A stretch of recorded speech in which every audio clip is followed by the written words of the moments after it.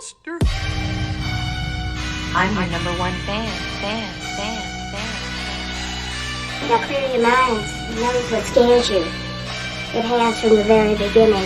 You know, it's Halloween. I guess everyone's entitled to one good scare, huh? It's been informed that zombies have entered the building. They're at the door. They're coming in.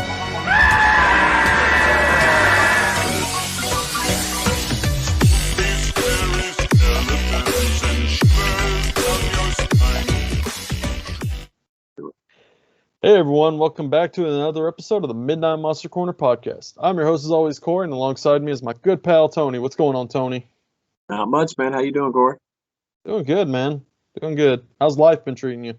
Life's been chaotic, man. It's been crazy, but you know what? It's awesome, man. Couldn't be better. Yeah. Right on, man. Yeah, honestly, life's pretty much been tiring for me. I've been working a lot lately. Yeah.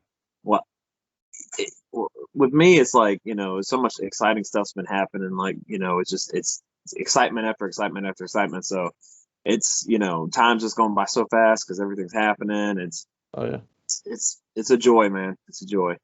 Yeah. And then not to mention, I can't believe that we are now in the month of August already. So it, honestly, just flying by with these slasher months, man. It's crazy. Yeah. And we're already, this is the second episode of the month? Of the month, right. Insane. Two more episodes and we're going to have to do something different. Exactly. We got next. I think we need to have like just a segment like slasher of the month. We have to do it or something because I'm having a blast with these slasher films, man. Same here. Matter of fact, we're talking. It's like, oh, it's almost at the end. I'm like, really? Exactly. Can we extend it? Can we do it?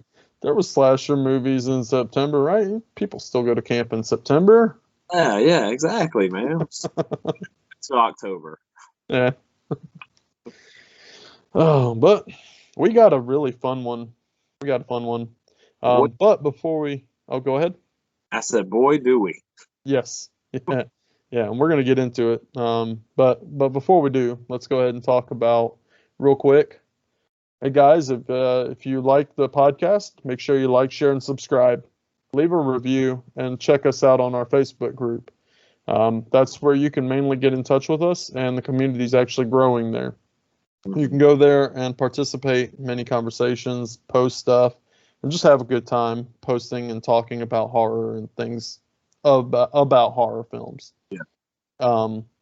You can also catch us on pretty much any social media site as well. All you got to do really is just Google or go to the search bar of your favorite platform, type in Midnight Monster Corner Podcast. We'll pop up. We're everywhere now. So go check us out. And it is fun. We like interacting with you guys, and we hope it continues. But with that, Tony, you ready to get into this? I'm ready to dive into it, brother. Yes. So, folks, we are doing a review on Sweatshop from 2009, and my God, is it amazing! It's a fun one. Yes. Tony, go ahead. What do you think, man? Take it away. Yeah. I guess we'll start off with the plot of this bad boy. So it's so small, like we really don't need to. We're not going to spend a lot of time talking about it because it's a very, very small plot. Mm-hmm. Basically, we have a group of, I guess they're not punks, but they're ravers. I mean, yeah, they're ravers, but they're also kind of punks. So it's like a punk rave group is going to this abandoned warehouse to like set up an impromptu rave with a bunch of people, showing up, and they're trying to get it set up and everything like that. And while they're in the process of getting it set up, there's a hulking beast of a killer that's already there and just slowly starts picking off each member of the group one by one. Basically, it's that very much of a simple plot. There's really not a lot to it.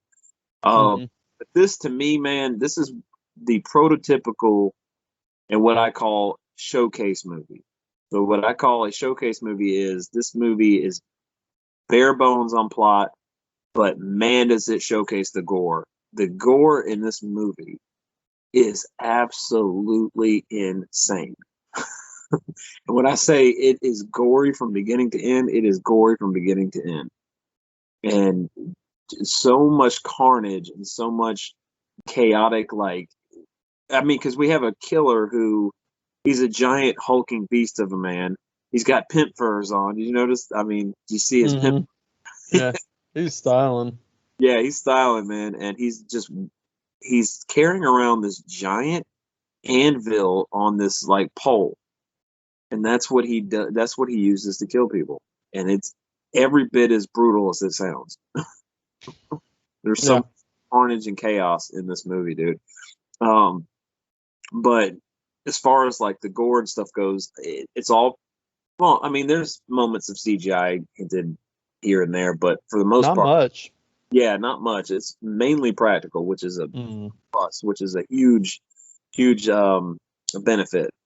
And our characters, so we have like this really, really just insane group of characters. It reminds me, and when I think about it, like this group of characters, and I'm not trying to compare them personally to anybody, but it reminds me of like the group that we had in Return of the Living Dead. Fuck Like, yes. Thank you. I totally felt that way too. Absolutely, man. There's a lot of like interesting dialogue in this movie. It's a lot of funny dialogue. I really don't want to spoil it for a lot of people that are going to, turn around and watch the movie. Like, because it's some of the stuff is absolutely insane. Mm-hmm. Jokes, the banter back and forth between these characters. It's especially our two. So we have these two brother characters. One Scotty Boy, which he's probably my favorite character out of the whole movie. I don't know about you, man, but he's definitely tops for me. Yeah, actually. No, I had a hard time deciding whether or not Scotty Boy or Wade was my favorite character. But I think hands down, Scotty Boy just delivers a little bit more. Well, for me, he wins out because of his badass mohawk that he has, which is it's like Liberty spikes, man. They're insanely tall. Yeah. I was actually blown away by the amount of times like he nailed them on shit and they just bounced right back into place. Amazing. Yeah. Like, what the fuck did you use to get your hair to stand up like that? Right. So Wade is his brother, who is just like this big, overweight, like redneck character, and he's just hilarious. Like everything he's saying is funny. For your local listeners, he is Rob, our buddy Rob, who he now runs a Magic the Gathering store, but he totally is like Rob, our pal. He's like, man, some of the stuff he says is just vile, dude.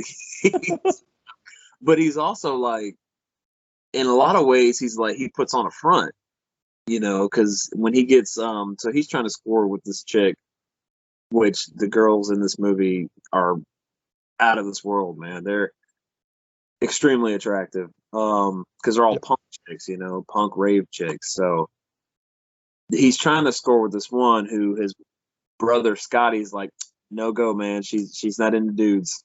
Like, it's not gonna happen. He's like, she's a lesbo.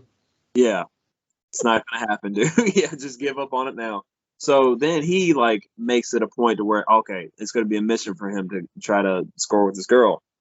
And the only reason that it ends up happening is because she is trying to make the girl that another girl that he was there with that hooked up with him already jealous. And that's the only reason. Because she's completely, when it's going down, she's not into it at all until she sees the girl like watching him like in shock, and then she pretends like she's into it. Like, man, that's the kind of characters you get in this movie. I love that too, because at that point he didn't even like try hard. She just got him secluded into a room and then started just stripping down, and he's like, oh shit, that's happening. Yep, exactly. Like, the beautiful thing about that is like out of nowhere, like when he's like afterwards, she's getting dressed, and he's like, all right, well, I'm gonna go, and he was like, good for you. Yeah. And she was like, yeah, oh yeah, it was great, and he was like, that's what I like to hear, and then He just bounced. Yeah, man. Switch these characters, man. They're absolutely great. And then you had the one guy, Enix, who looked like Blade. Like yeah, me and you were like, when we were talking, we're like, that guy looks just like Blade. yeah, But exactly. him is every time he would pop up on screen, he was lighting a cigarette, and like he would smoke a cigarette every time. Literally every time he would pop in a frame, he was lighting a cigarette and smoking a cigarette. Yeah, I think I told you earlier. I can't tell you how much body count there was in this movie because I didn't honestly pay attention to that. I was paying attention to the amount of cigarettes being lit up on this film. I think I lost count after like 40. Yeah, yeah. Well, when we were talking, we're like, it should have been called Smoke Shop, not Sweatshop. Like, there was so much secondhand smoke going on. The funny thing was that there was a scene between. So after Wade makes it with, I think her name's Lolly. Yeah. Right? Is that her name? Yeah. And obviously Jade gets jealous. So Jade gets pissed off and goes storming off. The girl running the whole rave or whatever. She's like, I know you're not walking out on me now. Yeah. And then she lights up a cigarette for her. She hands her the cigarette, and then she has another one already lit up. And I was like, where the fuck did she even get that from? It's crazy, man, the amount of smoking that's going on and stuff.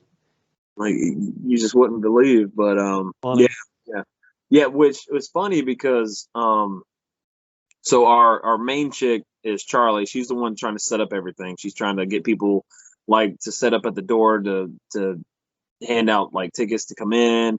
They have like a kissing booth set up and everything like that. And everyone's wondering like what is her plan? What is she doing? Like, why is she setting all this up? And then one of our characters gets to the bottom of what's really going on. She's like, I guess, prostituting out these two girls that are in the group with them in order to make some money. She's basically their pimp. Our Blade character finds that out from her because he's like, listen, I know she was mad because apparently when they got there, her boyfriend, who was his name was Ghost. He had his camera there, and he was already with one girl that was part of the prostitution ring. So he was like videotaping her, and they were in the process of doing the deed. And she would, Charlie was watching it with the whole group, and everybody was laughing and carrying on about it. And she was really mad. And the Enix character, our Blade character, is like, I was trying to figure out why you were getting mad. And I was like, okay, the girl's she's mad. I mean, she's mad because she's got a broken heart. And then he's like, but then I realized it's Charlie. She has no heart. So I knew there's an ulterior motive to why you were so mad. And now we're figuring out why you're mad because you're losing out on all this revenue that's supposed to be coming in. So yeah, there's a lot of like.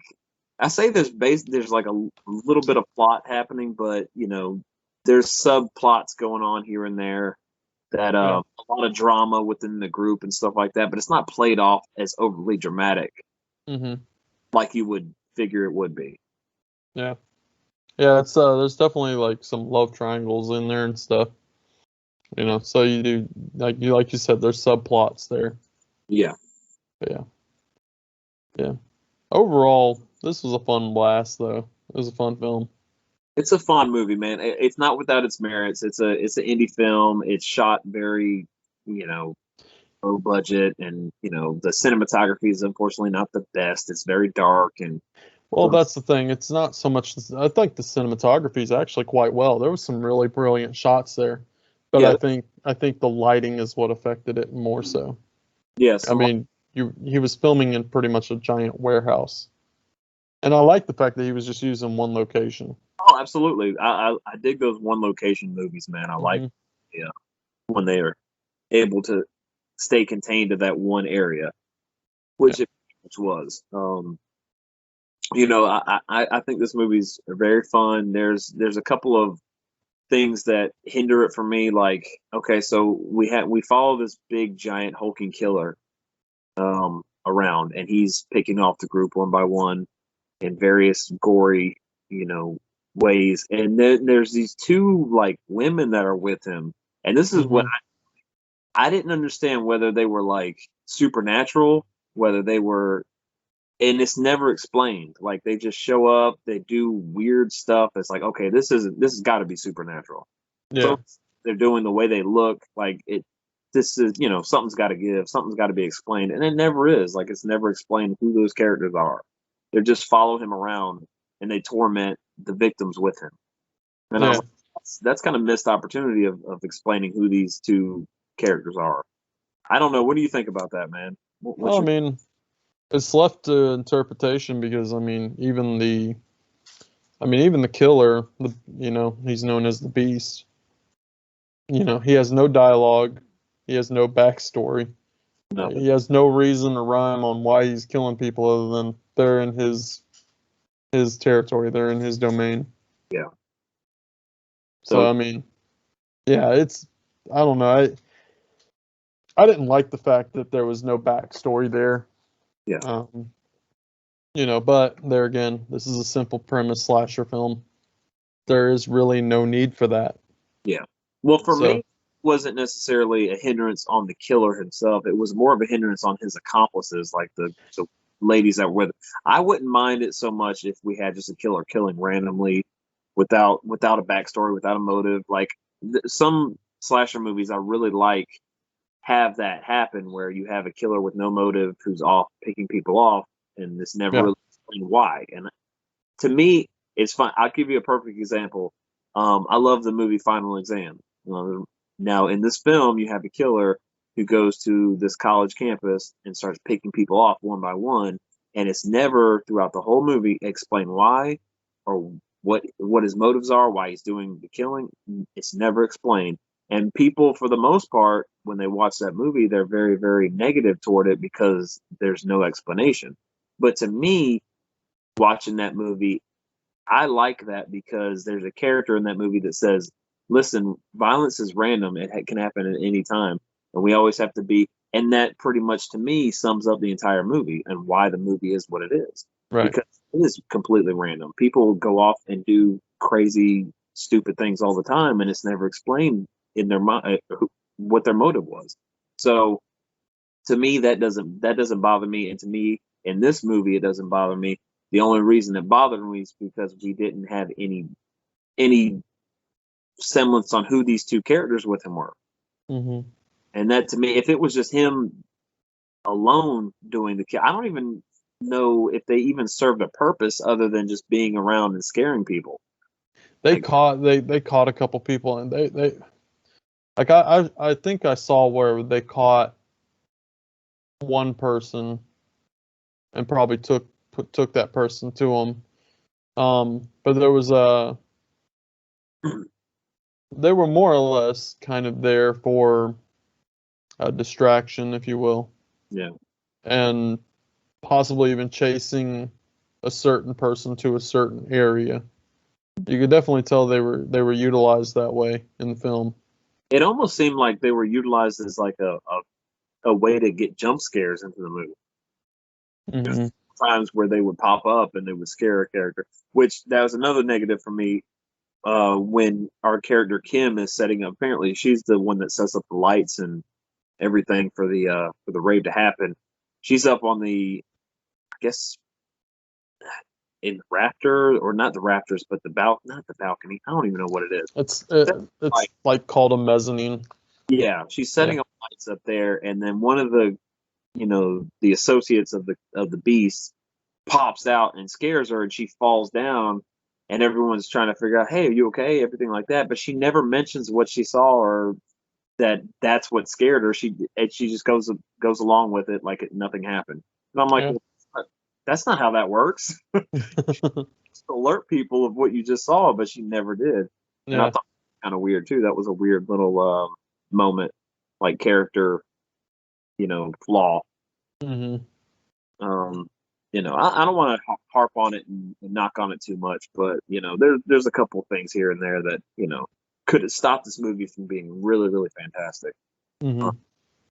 But like I said, this is, going back to what I was saying in the beginning, this is a true, and I'm going to say it again, showcase movie where they showcase the practicality of the kills and the gore, and it's fantastic. I think Marcus Cook's effects team was hired to do the effects for this movie, and it shows because of course, Marcus Cook from 100 Tears and just amazing effects work that he does. It and the American Guinea Pig movies.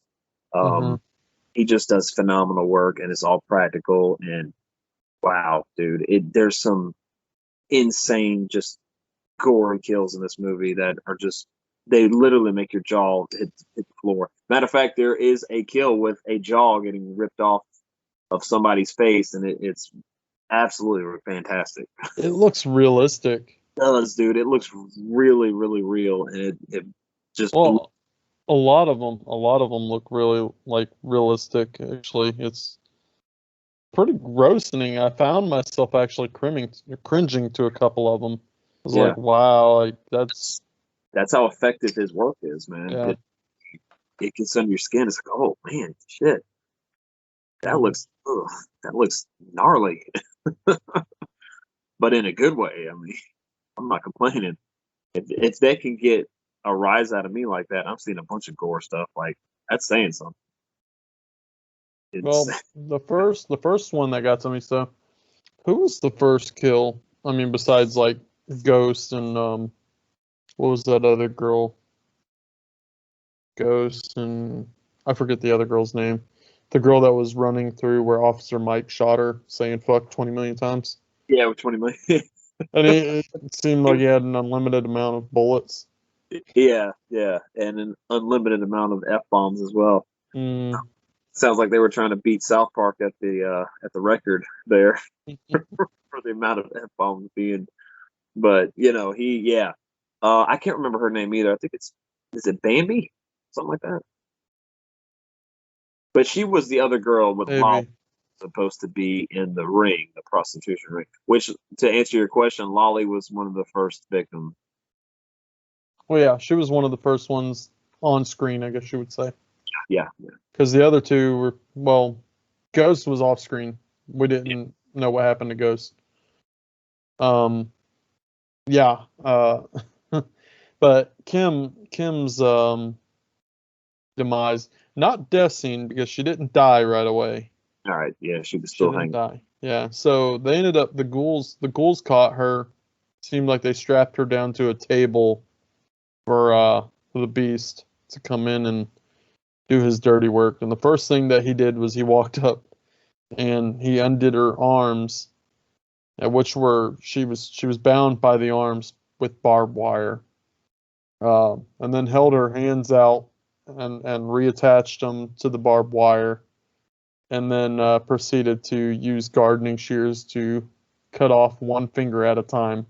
Yeah. That was fucking brutal. Yeah, absolutely. And then as she's begging for her life, walks up behind her and just hits her with this giant anvil mallet. Yeah, for sure. And completely obliterate her lower half. Just see her legs just smash. Oh. Yeah. And again, that was effective because I cringed. I was like, oh, I forgot because it's been years since I've watched this film. And so I forgot about all the goriness and the practical effects looking so realistic in this film, and it really caught me off guard because I did not expect the practical effects to look as good as they did with this. Yeah. Because going into it, you think, oh, indie film, it's going to be a B cheese movie, and that's not the case. Yeah. This one definitely stands out amongst the crowd. Well, this one stands out to me more. I think back on the first time I saw this movie, me and my buddy were at Family Dollar, and we would go Family Video when Family Videos are still around. We would go up to the Family Video about 5 or so minutes outside of my house, and we'd go up there and peep their horror section, and we came across this one in particular. Like the cover drew us in. I'm like, oh, that looks pretty cool. So we flipped it over, and I remember reading on the back the quote. On the back it said, "Sweatshop is the Sid Vicious of horror films." I'm like, that always stuck with me for some reason, like that quote. And whenever I think about the movie, I think about that quote. It pops into my head. And this was at a time where Family Video, you could go there, and the one that we went to, if you take the movies up there, they'll actually let you buy them instead of just rent them, which is really cool. So we would go up there all the time and try to get a stack of movies to actually take home, because they had a lot of really good indie stuff there. So we would go there and just pile them up as much as possible. And I remember one of the first times we went up there, this movie popped up, and we saw the cover, and it drew us in. And looked at the back and said the Sid Vicious of horror films. I'm like, we got to see this, dude. So yeah, I think it was he picked it up, and then because he found it first, of course. So I'm like, dude, you got to get it so we can see it, we can check it out. And then later on, I found a copy. I think at the flea market, believe it or not, either that or Second and Charles, one of those places. But I remember finding a copy. I'm like, yes, because I remember watching it over there, being stoked on it. And then when I finally found a copy, I was like, yep, I got to add this to my collection.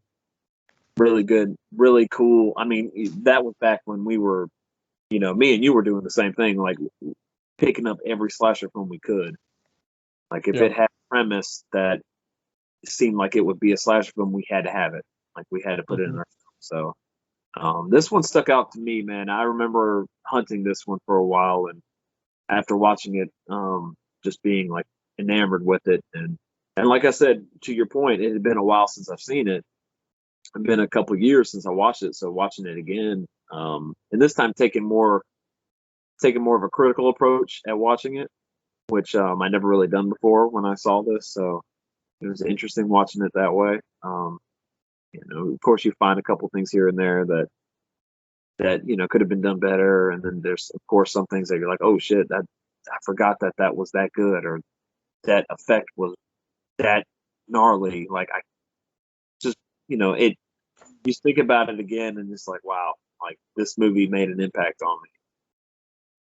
Definitely. And like I said, I hope that the director, I don't think he's done much after this. So unfortunately, this kind of was one of those movies that is a hit and miss kind of film. Like he just kind of, I don't know. We don't see anything from this director really. So yeah, I'd actually like to look up and see more of his filmography. For sure. Because that's the thing about and do what?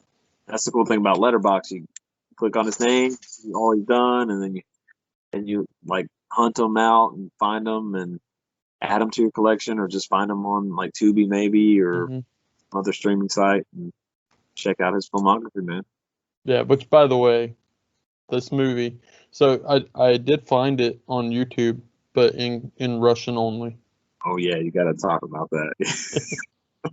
Yeah, so yeah, pretty much I tried watching it in Russian because at the time, like my Xbox, what I usually play my movies in, wouldn't read the disc. So I was like, fuck, how am I gonna watch this movie? So I tried finding it on Tubi. It wasn't on Tubi. So I found it on YouTube, and it was a Russian version that was like 2.5 hours long. So I don't know if they got like an ultra extended cut or some shit over there. I don't know. So I was like, fuck, I'll go to watch it, and I literally watched the opening scene, and the whole time the guy is like clearly saying fuck I don't know how many times while shooting that girl in the warehouse. And then out of nowhere it's just like it like does like a quick close up on him, and he's like fucked. So to his like 20 million fucks that he says, he only says it once in the Russian version. So I was like, yeah, I can't watch this. Wow, dude. I couldn't imagine. I'm still trying to figure out how that runtime is the way it is. I don't understand how. Yeah, it was like 2 hours and like 26 minutes. I was like, there's no way. They have the ultimate like edition. Like they got the director's cut. Yeah.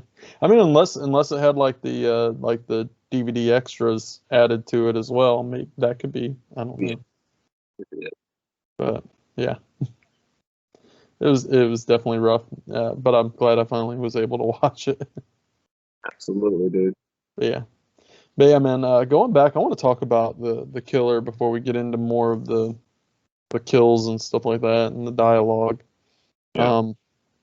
So you're introduced to a guy named Beast.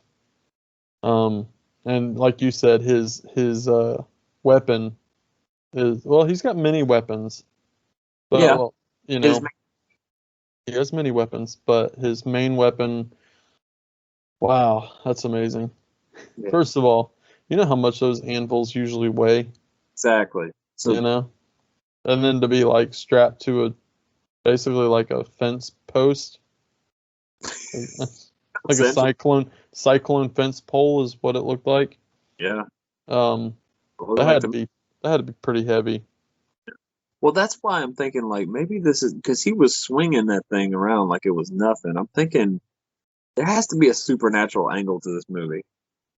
Like Mm. there just has to be with his ghouls and then him and able to do that. And I don't know, dude. But it's never really explained. So I guess it's up to our interpretation. But it just feels like to me like it is. It's got a E- supernatural. Exactly. It's yeah, interpretation. You don't know. But I mean, I will say, I mean, if you looked at the size of the guy's hands and stuff, he was a very large guy. Absolutely. He was really huge. Because his hands, there was one point where he put his hands on a girl's face, and it looked like he was holding a child's face. Yeah. But yeah, and then one thing that I liked is he wears a welder's helmet. And I was like, oh, that's cool, because you know me, I weld, so I'm like, oh, that's pretty neat. That's fun. Yeah. You know what I talk about that too? Hmm. Really neat touch that they added to this was when they did the POV. It was the POV through the welder's helmet, so Yeah. you saw the visor and stuff like that, and he would see, his victims through that. I just thought that was really cool, really Hmm. nice little add to the movie. Yeah, like nowadays you have like welders helmets that are like auto darking. So Yeah, as soon as like your welds arc, it turns dark. Well, in this case, those old ones, they're constantly dark, so you yeah, don't get to see anything before you start welding. So that was really cool. It was a neat touch that it was really dark and everything when they filmed that way. So I thought that was really cool. But yeah, I enjoyed the hell out of the killer in this film. yeah. It's But cool, really going unique. going to his weapons, um, we can I guess I could talk a little bit about something that I did notice, and I'm kind of curious to pick your brain a little bit on it. Okay. Um, so he used gardening shears. Huh. Yeah. Did you notice that one scene he jumps up and he holds them up above his head? Nice, What dude. does that remind you of? I mean, the movie we just talked about last with the burning. Did you we just did you notice that? Did you notice that? I did. Yeah. Okay. Good. Did you notice the other homage? I'm glad you brought that up. What was the other one? So when in the rave scene, because now at this point, the killer, and this is kind of going further into the film, but um, at this point now all these kids show up and there's a giant rave going on with no DJ because he's already been killed at this point. But music's still going, man. It's still Yeah, the pumping. music was still going somehow. But but there's a kid that walks up to him doing a handstand. Yes, I wrote that down too. Yep, I wrote that down in my notes. Friday the 13th homage. Yep. I Part. was I was like, holy shit. Yeah, that's one of my favorite kills in the franchise too. Yeah. I knew like as soon as I saw that, I thought about you because I know Friday 3 is your favorite. So as soon as I saw that, I'm like, yeah, Corey definitely. Yep. Well, as soon as he pulled the machete out, I was like, "Oh, you guys are ripping Jason off." And then when that whole scene happened, I was like, "That's awesome. I can't be mad at that at all." end of this movie has got to be my favorite. I don't even know how long it was, like 10 minutes. That has to be my favorite 10 minutes of the whole film. When he's just going crazy, just slaughtering everybody, it was amazing. It was incredible. That's brutal. It is. That 'Cause it's I love how like everyone's screaming and running from him, and this one chick, it like does a close up on this girl for like the longest time, and she keeps like moving away from him, and then he finally out of nowhere just like pulverizes her. Dude, that was amazing. yeah. I think it's funny, out of all these really, really graphic and brutal kills, the one of the ones that stuck out to me was when he shoved the glow stick in the girl's eye. Like, it was a simple, like, not really gory kill, but it stood out to me because of all the carnage that happened in this movie. Like, it was Yeah. pretty neat. And that was one of the first ones that he committed before the massacre on the dance floor. Before he started killing all the ravers. That was like the first one, and then everybody knew he was there. And then all hell broke loose afterwards. I'm curious. This came out in 2009. When did Freddy vs. Jason come out? Oh man, 2003. Okay, so again, you get where I'm coming from. I think again they probably pulled a take from Freddy vs. Jason there, because there's a rave scene in there. Yep. And before the massacre starts happening in that rave scene, you see Jason kind of just wandering in to the rave nonchalantly, kind of like the Beast did in this. I really love how he did that though. They pulled that off really well with the smoke and everything, and he's just kind of walking in, like no one even cares that he's coming in. Like they were just. It wasn't until the glow stick to the eye that's when everyone was like, "Oh shit, this is real." But I love Yeah. how when that goes down, everybody's like screaming, and they're all going around in a continuous circle. Like, no one's trying to get out or trying to find an exit. They're just like, it's like a tornado of just ravers and just this eye of the storm with the Beast. He's just massacring everybody. Yeah, that's pretty amazing." Incredible. But yeah, um, but yeah, one of the things I wanted to talk about is well, I guess if you want, we can talk about some of the dialogue, some of the funny. There's so much, dude. There's so much. I like the fact that so when you meet Scotty, and they're talking about how he's like what does he say, like man cream belongs on women. He's like either on them or in them. God, And then he's talking about how he doesn't like it to be on him. He can't stand the smell. And then he goes the only cream that I like is ice cream. Yep.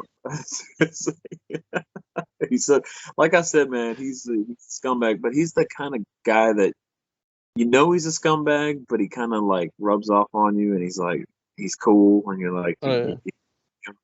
But he's got that personality. I think we've all at some point in our life have met a guy like this and hung around a guy like this. Yeah. So Yeah. And then the dialogue between him and his brother, that was priceless. gold. So what was the scene? They pretty much got captured and they're tied up to a table. And the Beast walks up, cuts Wade's garbage off. Yep. And then proceeds to string it through on barbed wire, and then to get him to shut up. Well, so what was it? So Wade tells Scotty that he loves him. He's like, I got something I got to tell you before we die. I just want to say I love you, brother. And then Scotty's like, I got to tell you something. And then he's like, that funny story about the chick that I'm always talking about? And he's like, yeah. He goes, yeah, that was your wife. Snowballs, which I like. They set it up in the beginning of the movie so it would pay off at the end. It was the setup and payoff. Like, they did that perfectly. Mm-hmm. But I was going to go back to when the Beast cut his junk off and he used his balls to like gag him. But when Both of them. they're sitting there having their emotional like go back, and they're having their conversation back and forth. It cuts back to the Beast, and he takes his junk and just slings it against the wall. I couldn't. At that point, I died, dude. I couldn't anymore. Yeah. Just the way the comedic editing to it, it was just brilliant. It's quite funny. So good, man. But yeah, to your point, that I love how that story was set up, and then they pay it off at the end. He's like, that was what was her name? Ellen? I think it was her name was Ellen. He's like, wait. And Wade's like, wait, my Ellen? He was completely blown away. He couldn't believe it. Doesn't give two shits about the fact that his penis has just been ripped off. No. Doesn't bother him at all. No big deal. Yeah, it was hilarious. Oh my god, that whole scene was great. I literally could not stand. I was laughing so hard, dude. That whole sequence was just comedic brilliance, man. Mm-hmm. This truly is a horror comedy because of just the amazing dialogue. Well, that's just it. It's a very serious tone film, you know. It is, but the comedic relief of it is the dialogue. I thought that's brilliant. You know, well written. Absolutely. Yeah. To the screenwriter, man. Kudos. Which was the director? What? Stacey Davidson, right? Yeah. Yeah. There was another guy that wrote with him, Ted something, I think. I don't know, but yeah. Yeah. He I can't ever say his last name. I know who you're talking about. He's the same guy that directed We Are Still Here. Yeah, Really? that movie. Yeah. Wow. In the indie scene, yeah, dude. He's and that movie's fantastic. So yeah, that's a great movie.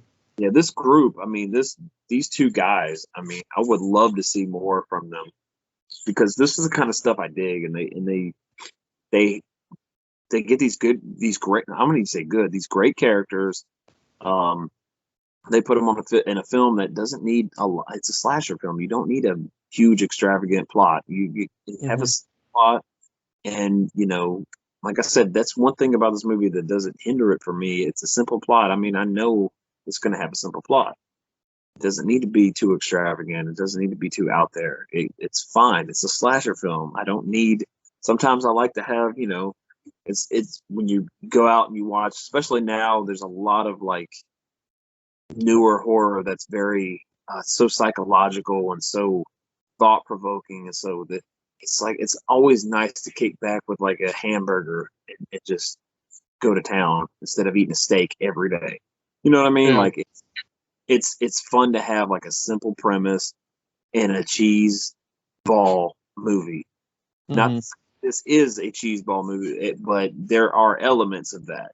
Like I said, to your point, it is a very straightforward slasher film. But the characters, it's almost like I go back to Return of the Living Dead. Return of the Living Dead is a horror film, but it's got some amazing dialogue and some comedic characters that drive the plot from front to back, like from beginning to end, seamlessly. And I'm not saying that this movie is on the Return of the Living Dead pedestal, but it does seem to take homage from that movie in particular too. Yeah, characters, all of it. I mean, that's when you're first introduced to the Ravers, I guess you would call them. Yeah. I got that feel right away, and I was actually blown away. I was like, wow, like I mean, it wasn't just the look of them, it was the banter between them, the way that they acted towards one another. I mean, it was a great chemistry between the characters, and that really showed. And I was like, it blew me away because I was like, wow, that's very similar to Return of the Living Dead. For sure. And I think about it when I, of course, looked at the back of the box and saw that quote, "The Sid Vicious of horror films." It made sense to me because this movie is very punk rock. It has its own attitude, just like Return of the Living Dead had. It's got an attitude. It's got an edge to it. that Yeah. makes it stand out. It stands out above the crowd. I mean, as far as the characters go, I mean, we watch a lot of slasher films where the characters are just so stock and boring and there's nothing to them. It's like, oh my God, it makes the movie just drag. Even if the killer's cool, even if the kills are cool, the characters, they're so stock and so boring. Like it really hinders the movie. But in this movie, the characters are great and they keep it going. So Yeah. you're entertained just from their, banter alone. Not to mention the fact that you have amazing kills in this as well. Hmm. Definitely. And with that, we should talk about some of those kills. Yes, we can. Yes, we should. I agree. So, we talked about Lolly's kill and how, well, was she dead after that? Well, there was a scene where it cut back to her, and she's in bad shape. I She's don't. missing her jaw, but she's kind of still sitting there moving. She's still moving, but she's on the way out. Yeah. I mean, if you got your jaw ripped off, I mean, I would only imagine that there wouldn't be much longer living there. Right, exactly. Outcome not so good. No. No, definitely not. Trying to think of some other ones. I didn't write them all down. We talked about Kim, which she didn't die there. Later on, we find her again. Well, I think Wade finds her. Yeah, That's pretty fucked up. that's pretty fucked up, Zane. Yeah, he was basically gonna rape her, right? Yeah, Yeah, because he was like, "Oh, you're taking a nap." yeah, he's drunk. Yeah, Pretty drunk. and then he proceeds to go up behind her, where is there much left back there after getting hit by an anvil? Exactly. Yeah, exactly. But Yeah. that just adds to the absurdity of it all. That whole sequence just adds to the absurdity. But yeah, to your point, dude, she's still alive. Like, Yeah. I mean, but realistically, she's not. She's on the No. way. So they linger on these kills a little bit. Some of them, some Yeah. of them quick and abrupt.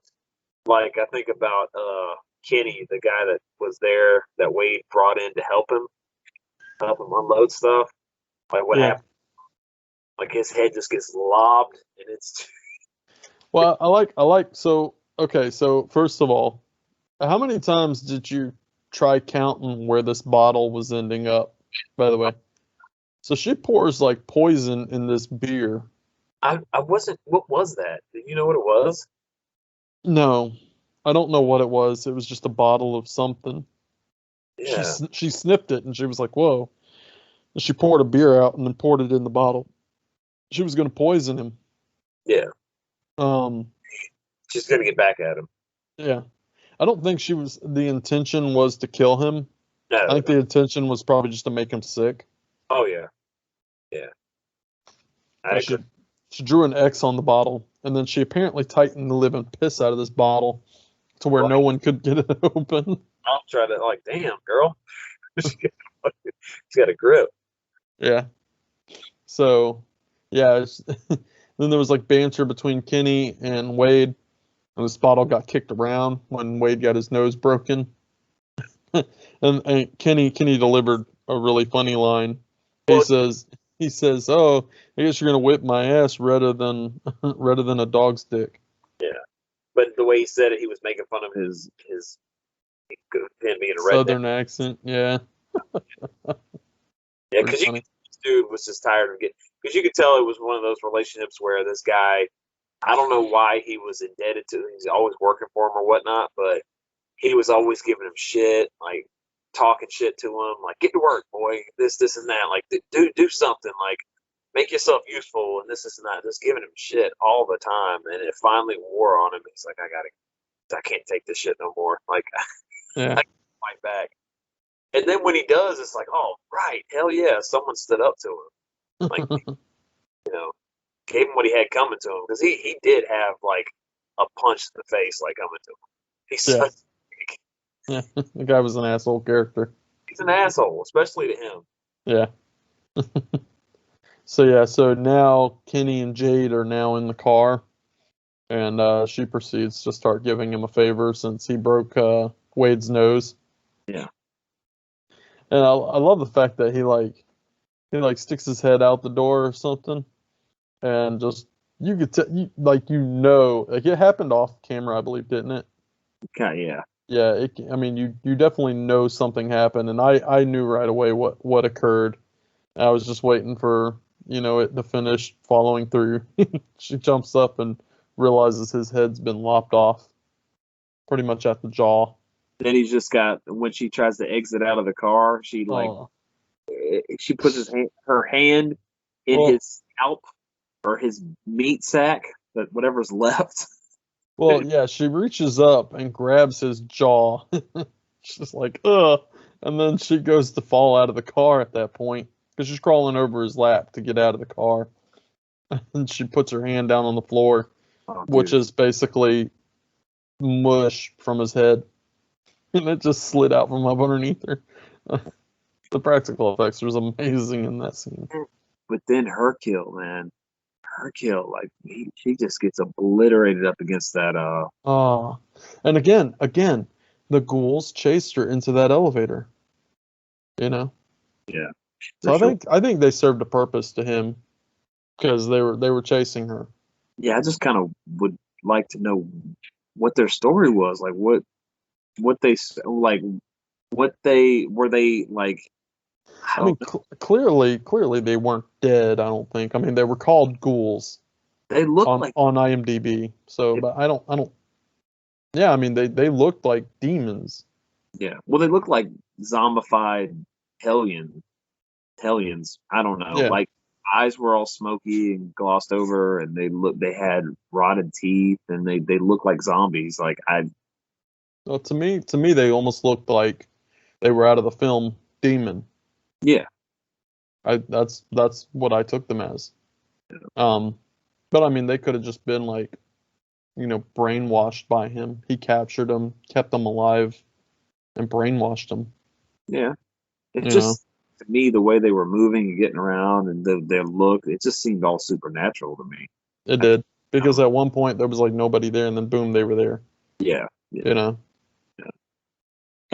And maybe that to me, maybe that's me looking too much. I don't know. Maybe wanting to know because they come off like they're supernatural. Maybe that's why I want more. If it was just them just doing regular stuff, like I don't know, prisoners would if they were. I don't know if he was like making them his pets or something, and they were just acting like normal. It didn't seem like there was any supernatural stuff going on. Maybe it wouldn't bother me so much. But since it felt like supernatural, I was wanting an explanation. yeah. Yeah. I mean, I can see your point there. But yeah, going back to Jade's kill, I love that. I love how she ended up in this elevator with him, and there was so the first thing he did was he just basically grabbed her by the head and just started beating her against this elevator wall, and then to the point where she fell down and she was, obviously very disoriented. Yeah. She got enough strength to pick herself up, and then at that point, just the what is the giant meat tenderizer of an anvil squished her brains through this elevator door. I was gonna say it tenderized the meat. It definitely did. Yeah, it was brutal. Yeah. At least she didn't feel anything with that one. Right. Absolutely, man. I think about the kills, dude. They're just and then we didn't even talk about what's her name? Oh God, the girl with the blue in her hair. I don't remember her name. I know which one you're talking about. Yeah, Yeah, she just got done blowing Scotty. yeah. And then, I love that whole scene because she was like, "All right, you took care of me," and then she lifts her leg. Or no, I took care of you. And then she lifts her leg, and she's like, "Your turn." And he was like, "Oh," and he's no, like, "Suddenly, I don't feel good." he's And he's like, like, "I don't do that sort of thing." yeah, I don't do that. He turned, and then they chug the beer. And you think that he gets poisoned because he starts throwing up, but he's just getting beer sickness. Yeah. Well, he'd be. Yeah. He's. Yeah. He at And that then point getting alcohol poisoning. yeah, and then he looks up and she's just like spraying blood. I love the fact that she like pukes blood on him real fast, and he's like, ugh. It was like a bait and switch, man. They did a bait and switch on us, which was pretty cool. Yeah. But her kill, like the beast comes up and she's just standing there, and he like folds her in half with that anvil, and it's Uh-huh. dude, it's so wicked. And again, Scotty Boy just gets covered in blood. You can tell bodily fluids doesn't go well with Scotty. No, yeah, He doesn't like it. It's hilarious. Because even after like she got done with him, she was like trying to kiss him, and he was like, "Oh no, no."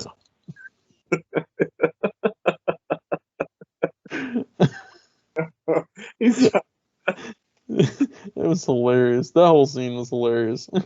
any scene with Scotty Boy in it was good. It really was. I didn't even mention. So there's a moment where they got the system set up and they got the music playing and the DJ's back there, and Scotty starts dancing, and he's dancing like a badass, man. He's doing like kick, He became a brick dancer. break dancing, like it's insane, dude. I was like, whoa, I didn't expect that. I thought he was gonna like shimmy around and this and that. No, he started break dancing, and I was floored. I could not believe he was doing that. Yeah. Man, That was a cool scene. Surprised the hell out of me. I couldn't believe it. Yeah. I'm like, I'm trying to figure out, like, where did they find this guy to cast this guy? Like, somebody had to have known him and be like, this is the week. I got a guy. I got a friend. Like, Again, it goes down to feeling like everyone's friends here. It almost feels like it was a passion project between friends. You know, and with it being an independent film, I strongly believe that that's probably the case. Because a lot of them, if you look on IMDb, and it says the name of these people, it has no picture, which means that they've probably only acted in this film and that was it. Now, however, they do have a picture of Scotty up, or the guy that played Scotty. he needs to be in movies, man. He was so funny. He probably is, and you just without that hair, you don't recognize him. Right? Yeah, exactly. That hair is pretty serious. He's hands down my favorite character. Like, Yeah. Yeah, I was thinking about it, and yeah. And here's the thing, like even like so we were talking about all the kills and everything in this film. Just it seemed like every kill was just one-upping each other. Almost felt like that way. I couldn't, like, I would sit there and write down, oh man, I like that kill, and I would write it down, and then next thing you know, something else would happen, and I'm just like, shit, now that's probably my favorite kill. I like that one a little bit better, and then something else happened. Like, oh wow, that's my favorite. It's just yeah. It's almost like one upping itself. It really was, yeah. You know, one of the things we were talking about, some of the things we disliked about the movie and stuff. I don't like how. I mean, I don't get me wrong. I like how it ended because you end up with a survivor girl. But the thing is I don't like how it ended because it was like, okay, she made it out the door, which by the way doesn't make sense to me. So this bay door's open. These people are circling around the killer instead of just running out the bay door. Yeah. And she closes it, and you can hear everyone just meeting their demise, and she just nonchalantly just walks away. Yeah. Well, she's kind of standing there for a minute, like overhearing all the carnage, which I like what they did. When she first gets out there, there's a lot of screaming, and then it would slowly get to like a couple people, like it would go from a lot of screaming to like a little bit less screaming, and then like a handful of people screaming, and then it would start getting quiet. And it's like, oh wow, like it's in real time. All the kills and stuff are happening. And it's almost like you could pretty much like piece together what's going on in these extras in this hellhole. Yeah, you can definitely hear that everyone's getting slaughtered inside. Exactly. You're just like, oh, it's. I mean, his body count had to just been like sky high in this movie. Mm-hmm.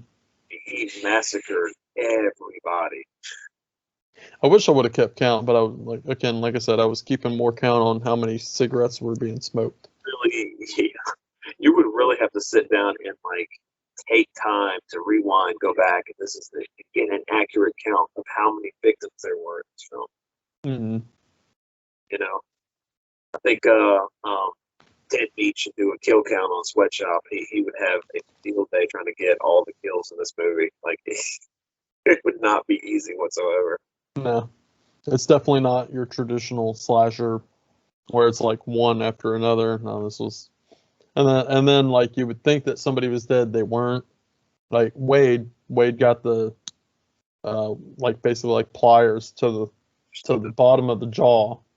They were in there pretty deep. And then he, of course, out of reaction, he reaches up and grabs whatever he can, which he grabs like a live wire, gets zapped.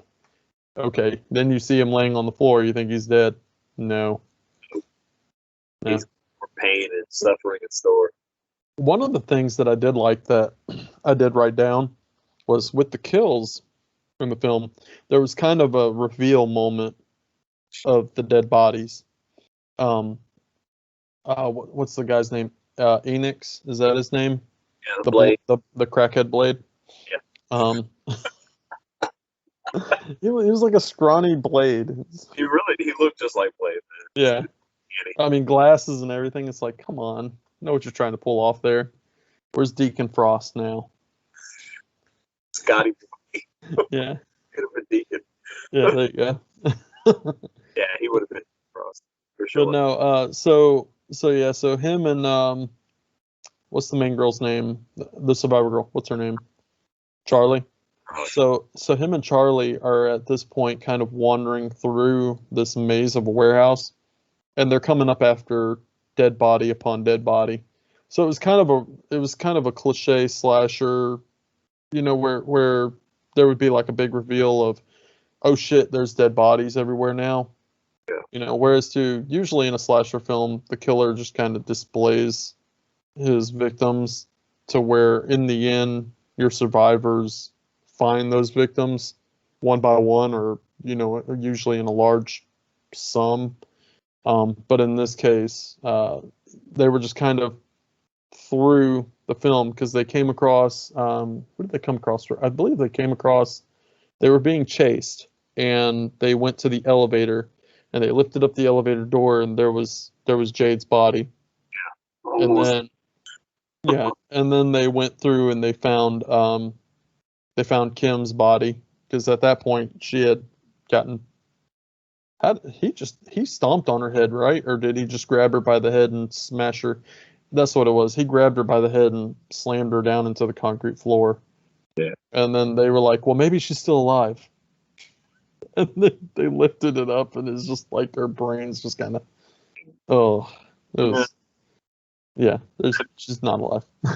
Movie, yeah, the gore is really gross, man. Yeah, it really was. But I like how they just displayed that, like they found body after body. It was kind of a reveal moment. Yeah. I thought that was cool. Because at one point they were just kind of dancing there, and they were like, wait a minute, where's everyone else? It was just those two. Yeah, everyone's gone. They had an epiphany, like, oh, we're the only ones here. Where's everybody at? Yeah. But It's yeah, good, dude. It's good stuff. This is a fun watch. definitely. It was a fun film. I had a blast with it. I did too. What else do you want to talk about with this film? We didn't talk about the score, which was basically just a bunch of rave music, loud booming music. I liked it, man. Music was fun throughout the movie. I mean, it definitely fit. It definitely fit, you know, because I mean that's what this film's about. It's about a rave that's happening, and they're getting ready for a rave. So, you know, it's just like a lot of loud booming music. Yeah. But that's literally all it was. It's just a lot of loud booming music. But I don't know. It's serviceable. It was fun. I liked it. Mm, I dug it. but yeah, that's I don't know. one of the things I wrote down in my notes, I failed to mention. Um, you had Wade was telling Kenny to be careful with his Hummer or whatever, and then you see Kenny like getting the speakers out of the Hummer, and he's fucking launching these speakers out of, it's like throwing them. I thought that was so funny. Yeah. Pretty because he didn't give a shit about this guy. He's like, he's so sick of his shit. Yeah, he literally just threw the shit on the ground. Yeah, at that point, he just had enough. Oh yeah, but yeah, that's yeah, that's all I got. That's all I got too, man. We talked a lot about just basically everything, characters, gore. I mean, that's two of the strongest suits of the movie is the characters and the gore. Cool killer, cool mask, cool weapon. I mean, checks all the boxes that we look for. Yeah, It's got great nudity. Check that off. Got that in spades. I mean, it's got what you look for in a slasher film. What can I say? It's covers all the bases. yep, Trying to think of what else we didn't cover. Talked about the POV. Talking about the snowball chick. The joke. It comes back around, and oh, I did want to talk about the budget. The budget for the movie was $12,000. really, Yeah, wow. yeah. Believe it or not, $12,000. That's it. Well, and you know what? I mean, it definitely $12,000 for a film really isn't that much, you know. No, So I mean, I can see where that did take place, but again, I mean, for $12,000, that's pretty damn good. you Like I wonder said, how the only, huh? you wonder how much of that went to the gore effects. Well, yeah. I mean, honestly, the only thing that I can think of when it comes down to it is the only bad thing that I really have about this film is the lighting. Just because they were in such a dark location, Yeah, it needed to be lit a little bit better, in my opinion. But it kind of worked too, because yeah, there was very ominous scenes, you know. So I don't know. I liked it. yeah, for sure. But yeah. But yeah, you ready to move on to some ratings? Yeah, man, absolutely. Alrighty. I'm dying to know what you rated this thing. So, when I originally watched the movie, I had a rating, and me and you have talked about it. We've talked about the fun characters, the witty. Jesus, no, it's not witty. The fun, uh, bizarre, like vile dialogue, all the shit I like, the shit that stands out. The gore is top notch, dude. Some of the best practical effects, man. And they don't shy away from it at all. There's no camera pulling away from a kill scene. No, it shows it in its entirety, and I appreciate that. Like I said, my main thing that I didn't like was the ghouls, the two henchwomen. I didn't, you don't know who they are or what their backstory is, or they're supernatural, whether they're not. What their story is. Like, you don't get it, and it just kind of happens, and it's there, and it's just never explained. We did talk about, to go back to what you were saying, the murky lighting and I would say the cinematography, but no, you're right. There's some really nice shots in the movie too. So I can't say the cinematography as a whole was lackluster, but there were many sequences where it's like, man, this is really dark. This is really murky. This is really really hard to see what's going on. And I get it; they're in a dark warehouse, and I wonder, what I still can't believe this movie was shot for $12,000. Mm-hmm. The budget was $12,000. Uh, that's pretty remarkable considering what they got. But yeah, man, there's some things here and there, editing wise, and I guess not great in most aspects. I mean, there's problems with some edits and this and that, but I mean, this movie does have amazing characters, great dialogue, good gore. I feel like I'm repeating myself, but I originally gave this one a 3 out of 5, 3 stars out of 5, but I'm gonna Okay. bump it up to a 3.5. It's fun. It's a really, really fun, enjoyable movie. It's one of those movies that, just if you want to laugh and watch some cool kills, this is the movie to pop in. You're gonna get both. Mm-hmm. Yeah, I'm Yeah. gonna stick with that rating. 3.5. 3.5 for me. Okay. Right on. Yeah, for me, I mean this film, it does it for me. It really does. Like I said, the only thing that I can honestly sit there and say I wasn't happy about, and even though like we talked and we kind of went on a little tangent about the ghouls and everything, I can see past it. Well, I I mainly did that. You were cool with it, so like I'm okay with it because I kind of understood their place a little bit. But again, like you said, what purpose did they really serve? I see your point now, but at the same time, I also, in my mind, I'm like, okay, they were kind of there to kind of direct these people to him, in a sense. So that I kind of understand their place. Um, but with that being said, the only issue that I see is the lighting. Even though I really wasn't too thrilled about the score because again, I'm not one to sit here and love rave music, so I don't get pumped by rave music. So I could have done away with some of it in some scenes, but I get why it was there. It served a purpose again because again, you had this killer killing these people like in the next room over, and they didn't hear a damn thing because this loud booming music that was happening. So I understand it. I understand what the purpose was of that. Overall, the banter between the characters, the chemistry between the characters, the paid homages to a lot of films. I saw this as strictly, and I've said it time and time again, an independent film, an indie director who is making a film for fans. Because I saw a lot of paid homages to this Blade character, to Freddy versus Jason, to Friday the 13th Part 3, The Burning.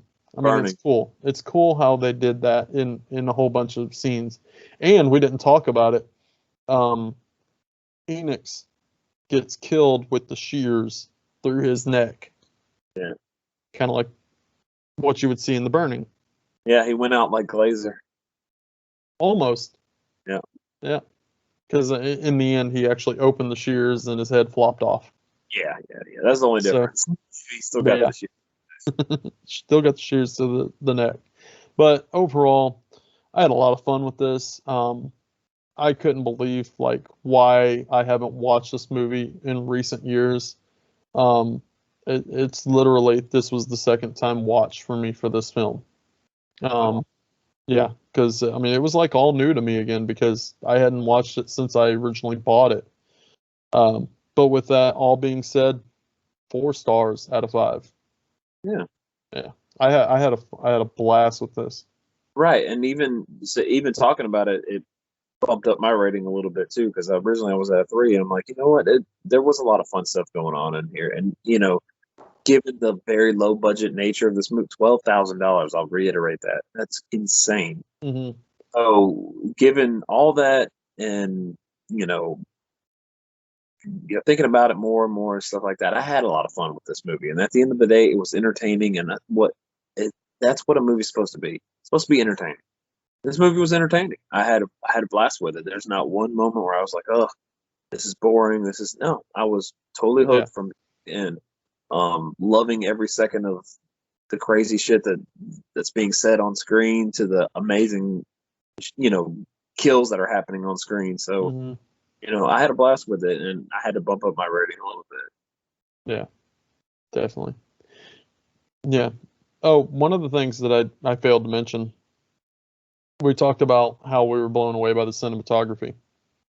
There's a scene where she jumps into Ghost car. Charlie jumps into Ghost car and grabs a gun, and she turns on the lights, and she's waiting for the beast to kind of follow her in front of the vehicle. And lo and behold, he's like slowly opening the back hatch, and you see this behind her, but it's like out of focus, but you could tell something's happening behind her. I thought that was a great shot. Yeah. That's probably one of my favorite shots because of how kind of artistic it is. You know, I really enjoyed it. Overall, I had fun with this movie. This is such a good movie. It's fun. It's a fun time, man, for sure. I love the effects on the lighting with the rave aspect, with the colors and all that stuff. I dig that shit. Oh Really yeah, cool. yeah. When he showed up in the rave and like all the smoke and it was like red, yeah, that was badass. Yeah, I never was like you said, I never was into like rave music or raving or any of that shit. But seeing it in this movie is really fun, really Yeah, entertaining too. but Like, it kind of fits and it works. yeah, it does. Yeah. But yeah, man, is that it? That was solid. Yep, Well, you ready to land it? ready to land it, man. I think I Cool. said my piece on this one. Oh yeah. Well, folks, we appreciate you joining us with 2009 Sweatshop, and we hope that we didn't ruin it for you. We apologize. Um, I really don't know where you can watch this on any kind of like, you know, film Stream. outlets or anything like that. It might be on Shudder or Hulu. I don't know. I didn't check. There is a Russian version on YouTube if you speak fluent Russian. But other than that, guys, like, share, subscribe again, and check us out on our Facebook group. If you're not there, ask and we'll let you in, and because it is a closed group. But we would love to have you and join the conversation, get in the discussion. Tony, you got anything to add? No, I just want to shout out to the listeners. Thanks for going on this journey with us, man. We're having a blast with it. Like I said in the group, we love the feedback. We love the suggestions that we get. We all take it to heart. Anything that's suggested, or if anybody has any critiques or criticisms, like I said, we welcome that stuff. So Mm-hmm. shoot, get at us, through the group, or just any way you can. Just give us some feedback and tell us what you think. But the guy, all the listeners and stuff that have been with us and stuff like that have been along for the ride. We appreciate it. We're having fun with you guys. We're just having a blast. We really are. Definitely, guys. We definitely appreciate it. Yes, we do. Thank you. Mm-hmm. But with that, later, guys. Later, guys.